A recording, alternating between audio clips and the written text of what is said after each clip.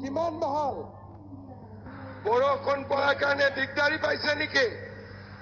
বৰষুণ পৰিলেও আমি আজি মিটিঙত থাকিমেই আৰু সকলোৱে একেলগে কম ভাৰত মাতা কি, ভাৰত মাতা কি, নৰেন্দ্ৰ মোদী, নৰেন্দ্ৰ মোদী। বহুত বহুত ধন্যবাদ।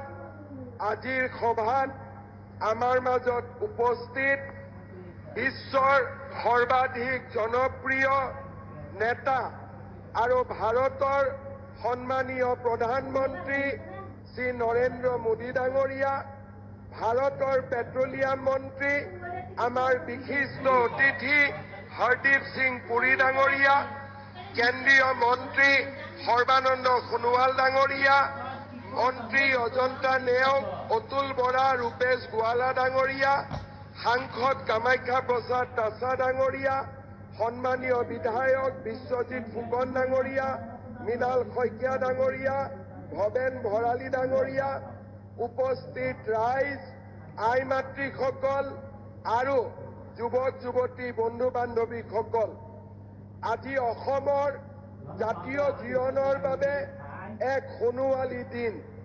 অলপ আগতে প্ৰধানমন্ত্ৰী ডাঙৰীয়াই দৰঙত ৬,০০০ কোটি টকাৰ প্ৰকল্পৰ শুভ উদ্বোধন কৰিছিলে। খন্তেক সময় আগতে তেখেতে নুমলীগড় শোধানাগাৰত ৫,০০০ কোটি টকা ব্যয়েৰে স্থাপন হোৱা অসম বায়' ইথানেল প্ৰকল্পৰ শুভ উদ্বোধন কৰে আৰু আজি খন্তেক সময় পিছতে তেখেতে ৭,২৩১ কোটি টকা ব্যয়েৰে নিৰ্মাণ হ'বলগীয়া পলি প্ৰপিলিন প্ৰকল্পৰো আধাৰশিলা স্থাপন কৰিব। শ্ৰদ্ধাৰ ৰাইজ, আমি সকলোৱে জানো নুমলীগড় শোধানাগাৰ আমাৰ অসমৰ স্বাভিমানৰ প্ৰতীক।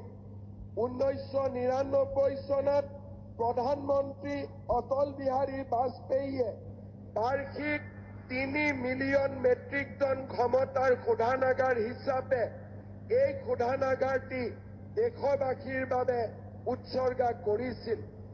এই শোধানাগাৰৰ প্ৰকল্পৰ আয়তন বৃদ্ধিৰ আলোচনা হৈছিল, কিন্তু অসমত খাৰুৱা তেলৰ অভাৱৰ বাবে নুমলীগড় শোধানাগাৰৰ আমি সম্প্ৰসাৰণ কৰিব পৰা নাছিলো। প্ৰধানমন্ত্ৰী নৰেন্দ্ৰ মোদী ডাঙৰীয়াই সিদ্ধান্ত লৈছিল যে দেশৰ ভিতৰতে